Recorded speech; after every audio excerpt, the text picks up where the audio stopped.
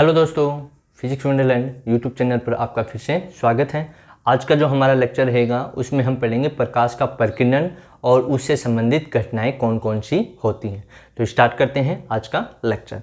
तो प्रकाश का प्रकीर्णन क्या होता है, सबसे पहले तो वो हमें पता होना चाहिए। तो देखिए, जब सूर्य का प्रकाश हमारे वातावरण में, वायुमंडल में पहुंचता है तो उस प्रकाश का क्या हो जाता है, अवशोषण कर लिया जाता है पहले तो।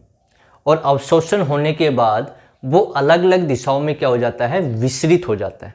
क्या हो जाता है, विसरित। यानी कि जो प्रकाश आया, क्या आया, प्रकाश आया किसमें, वातावरण में, तो उसका जो है निश्चित दिशा में परावर्तित नहीं होता। वो क्या नहीं होता है, परावर्तित नहीं होता, निश्चित दिशा में परावर्तित नहीं होता है।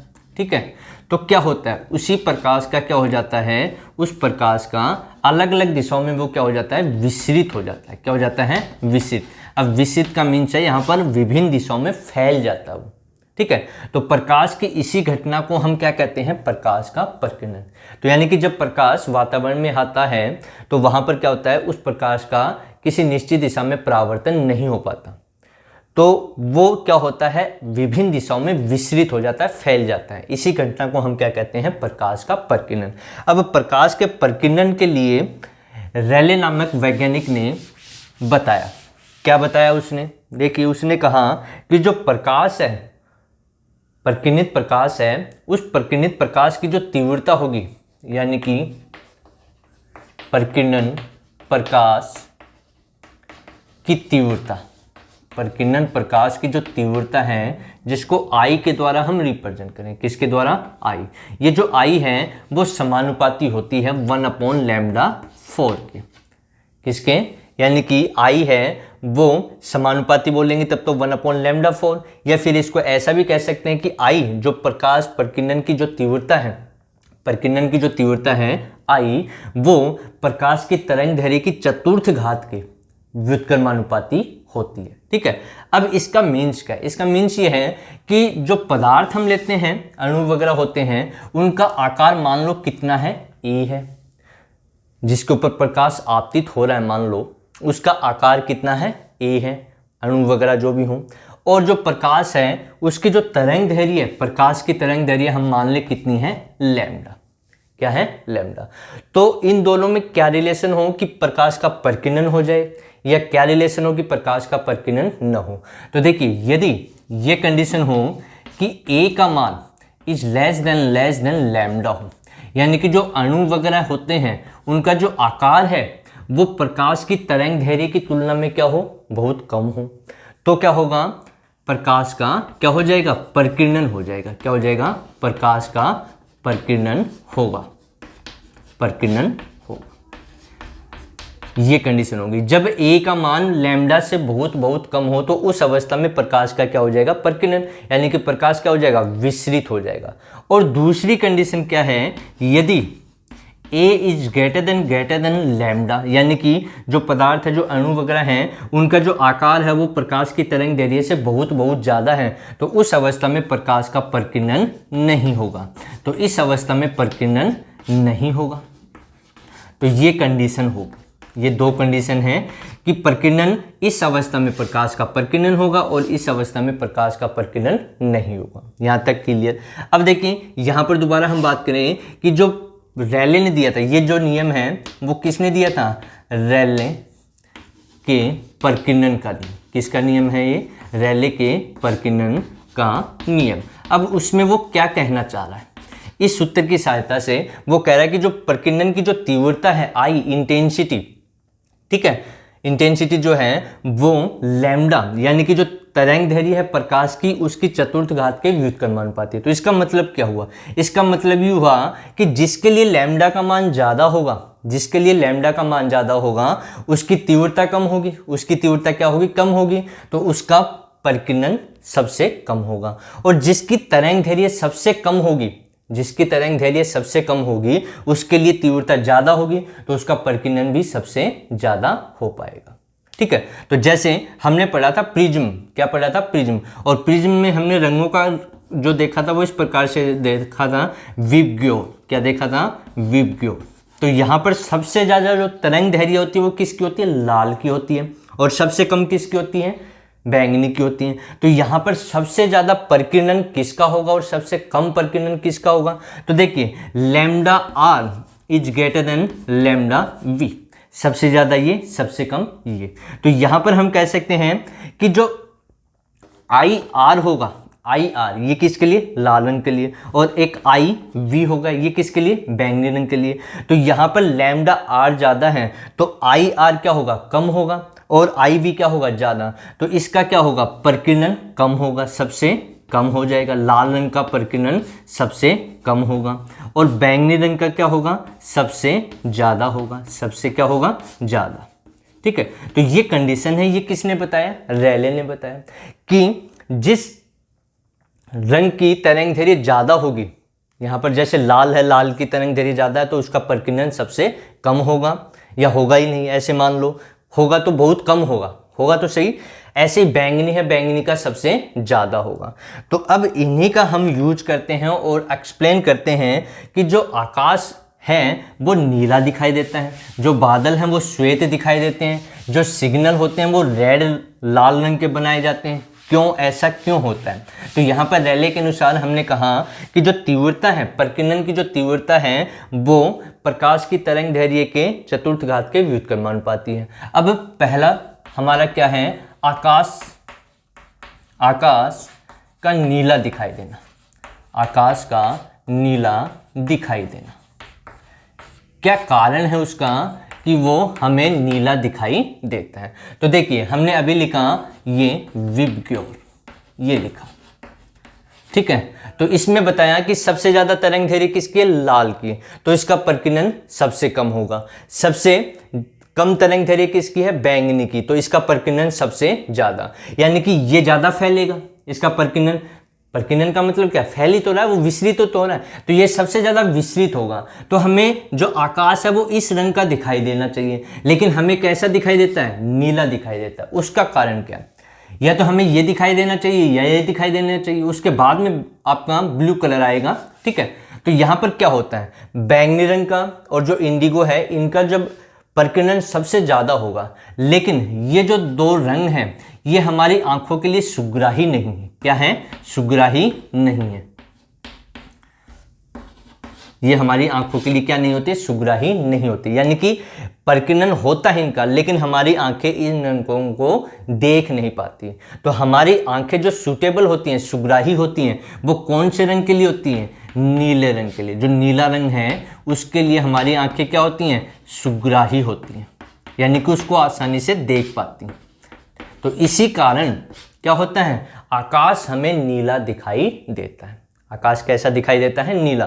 क्यों, क्योंकि देखिए बैंगनी और इनका सबसे ज़्यादा प्रकीर्णन बैंगनी का, फिर इसका होगा, फिर ब्लू का होगा, लेकिन इनका ज़्यादा होता है, लेकिन ये इतनी तीक्ष्ण कह सकते हैं, यह हमारी आंखों के लिए सुग्राही नहीं हो पाती, इसलिए हमारी आंखें इन रंगों को देख नहीं पाती हैं। तो हमारी आंखें किसके लिए सूटेबल हैं, नीले रंग के लिए। तो इसीलिए आकाश है वो कैसा दिखाई देगा, हमें नीला दिखाई देता है। इसका प्रकीर्णन होगा बहुत कम होगा, तो ये ऐसे नहीं दिखेगा, ठीक है। तो इसी कारण से, किसके कारण, प्रकाश के प्रकीर्णन के कारण हमें आकाश कैसा दिखाई देता है, नीला दिखाई देता है। पहला तो ये हो गया।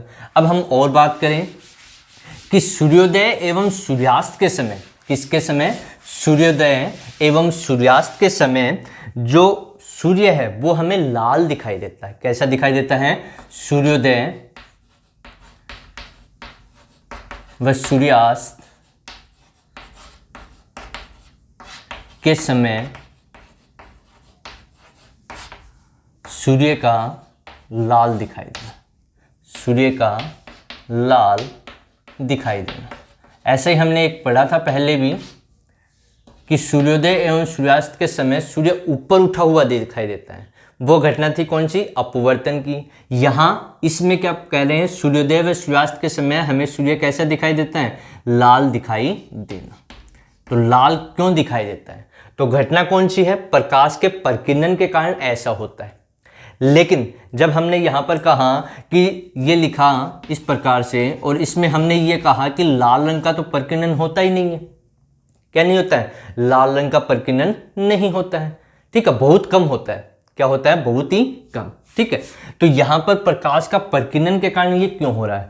तो इसके लिए क्या है कि जब सूर्य, मान लो ये हमारा वायुमंडल हो गया, ठीक है, यहाँ पर कोई प्रेक्षक है, यहाँ पर क्या है? कोई प्रेक्षक खड़ा है इस पोजीशन पे, सूर्य यहाँ पर है, दोपहर का समय मान ले हम, ठीक है, तो यहाँ से सूर्य आएगा तो उसकी जो किरण आएगी वो सीधी आएगी ऐसे, कम दूरी, यानी कि डिस्टेंस कम होगी। और जब सूर्य यहाँ पर हो, इस प्रकार से, कहाँ पर हो? क्षितिज के ऊपर हो। क्या हो? क्षितिज पर, क्षितिज पर, उसके पास में हो, क्षितिज के पास में, तो हमें ये जो दूरी होगी यहाँ से यहाँ तक की दूरी, ये बहुत ज़्यादा दूरी हो जाएगी। क्या हो जाएगी? बहुत ज़्यादा दूरी हो जाएगी।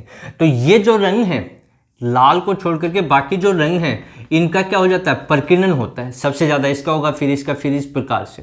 इसका सबसे कम होता है, लाल रंग का प्रकीर्णन सबसे कम होता है। तो ये रंग तो फैल जाते हैं, ये तो फैल जाते हैं वातावरण में, ठीक है, तो इनका तो प्रकीर्णन होगा, इसलिए इसका सबसे कम होता है। तो यही रंग लंबी दूरी तक हमारे पास पहुंचता है, यानी कि ये रंग अधिक दूरी तक दूरी तय कर सकता है। कौन सा रंग? लाल रंग। क्यों? क्योंकि इसका प्रकीर्णन सबसे कम होगा। तो इसी कारण से सूर्योदय एवं सूर्यास्त के समय हमें सूर्य कैसा दिखाई देता है? लाल दिखाई देता है। तो वो कौन सी घटना है? प्रकाश के प्रकीर्णन के कारण। ऐसा क्योंकि लाल रंग है, उसका प्रकीर्णन सबसे कम होगा, तो वो अधिक दूरी तक जा सकता है। इसलिए जब क्षितिज के पास होता है तो दूरी भी बहुत ज़्यादा होती है, तो उन रंगों का तो क्या हो जाता है? प्रकीर्णन हम कह सकते हैं, ठीक है। तो यहाँ पर कौन सा रंग बचा? लाल रंग बच जाता है। या हम इसको ऐसा कह सकते हैं कि इनका अवशोषण हो गया, बच कौन सा गया? लाल रंग बच गया, जो अधिक दूरी तक पहुँच पाता है। तो इसी कारण से हमें सूर्य कैसा दिखाई देता है? लाल दिखाई देता है। अब हम बात करें कि जो बादल होते हैं, क्या? बादल, बादल हमें कैसे दिखाई देते हैं? बादल श्वेत दिखाई देते, बादल श्वेत दिखाई देते हैं। देखे होंगे बादल, आकाश की बात नहीं कर रहा, बादलों की बात कर रहा हूं। तो बादल कैसे दिखाई देते हैं? बादल श्वेत दिखाई देते हैं। ये भी कौन सी घटना के ऊपर है? प्रकाश के प्रकीर्णन के कारण ऐसा होता है। क्यों होता है? देखिए, जो बादल वगैरह हैं, या हम कहें कि जो जल की बूंदे हैं, किसकी? जल की बूंदे, जल की जो बूंदे हैं, ठीक है, वो भी हमें कैसी दिखाई देती हैं? श्वेत दिखाई देती हैं। कैसी दिखाई देती हैं? श्वेत दिखाई देती हैं। उसका भी कारण क्या है? देखिए, हमने कहा कि जब a is much much lambda, a का मान लैम्डा से बहुत ज़्यादा होगा, तो इस अवस्था में क्या नहीं होगा? प्रकीर्णन नहीं होगा। क्या नहीं होगा? प्रकीर्णन नहीं होगा। तो जो प्रकाश है, जो प्रकाश आ रहा है, उस प्रकाश का क्या हो जाता है? अवशोषण हो जाता है। क्या हो जाता है? अवशोषण। और जब अवशोषण हो जाता है तो उस अवस्था में कैसा प्रकाश दिखाई देता है हमें? श्वेत प्रकाश। क्योंकि बादल हैं, जल हैं, उनका जो आकार है, उनका जो आकार है वो प्रकाश की तरंग दैर्ध्य से बहुत बहुत ज़्यादा होता है। और जब ऐसा होगा तो उस अवस्था में प्रकीर्णन नहीं होगा। प्रकीर्णन नहीं होगा तो जो रंग है उनका अवशोषण हो जाता है, ठीक है। तो कौन सा प्रकाश बचता है? श्वेत प्रकाश हमें दिखाई देता है। तो ये घटना भी किसके कारण होता है कि जल की बूंदें हैं वो श्वेत दिखाई देती हैं, बादल हैं वो श्वेत हमें दिखाई देते हैं। ये भी कौन सी घटना के कारण होता है? प्रकाश के प्रकीर्णन के कारण होता है। अब देखिए और भी कि जो सिग्नल होते हैं, आपने देखे होंगे सिग्नल, वो रेड रंग के, जो लाल रंग है उसके बनाए जाते हैं। क्यों बनाए जाते हैं भाई? ऐसा क्या कारण है उसमें कि लाल रंग के ही बनाए जाते हैं, बैंगनी रंग के क्यों नहीं होते? कुछ तो रीजन होगा। तो देखिए, अभी हमने कहा कि जो सिग्नल है, लाल संकेत, क्या होते हैं? लाल संकेत, रेड सिग्नल जिनको बोलते हैं। क्या बोलते हैं? Red signals. ये लाल रंग के ही क्यों होते हैं? तो अभी वही बात वही आएगी बार बार घूम करके, ये हो गया। तो इसमें सबसे ज़्यादा प्रकीर्णन किसका होगा? बैंगनी का। सबसे कम किसका होगा? लाल का। यानी कि लाल रंग अधिक दूरी तय कर सकता है। क्या कर सकता है? इसकी तरंग दैर्ध्य सबसे ज़्यादा होने के कारण इसका प्रकीर्णन सबसे कम होगा, और प्रकीर्णन सबसे कम होगा तो ये अधिक दूरी तक हमें दिखाई देगा। तो इसीलिए, यानी कि ये अधिक दूरी तक दिखाई दे जाए, इसीलिए जो संकेत होते हैं वो किस रंग के बनाए जाते हैं? लाल रंग के बनाए जाते हैं। तो ये सभी घटनाएं जो हैं वो किसके कारण घटित हो रही हैं? प्रकाश के प्रकीर्णन के कारण। किसके कारण? प्रकाश के प्रकीर्णन के कारण। कि आकाश है वो नीला दिखाई देता है, प्रकाश के प्रकीर्णन के कारण। बादल श्वेत दिखाई देते हैं, प्रकाश के प्रकीर्णन के कारण। जो हम कहें कि ये आपका सूर्योदय और सूर्यास्त के समय सूर्य लाल दिखाई देता है, वो भी किसके कारण? प्रकाश के प्रकीर्णन के कारण ऐसा होता है। ठीक है, संकेत हैं, लाल संकेत बनाए जाते हैं। क्यों बनाए जाते हैं? वो भी प्रकाश के प्रकीर्णन के कारण। तो ये हमारा आज का लेक्चर था जिसमें हमने प्रकाश के प्रकीर्णन के बारे में पढ़ा।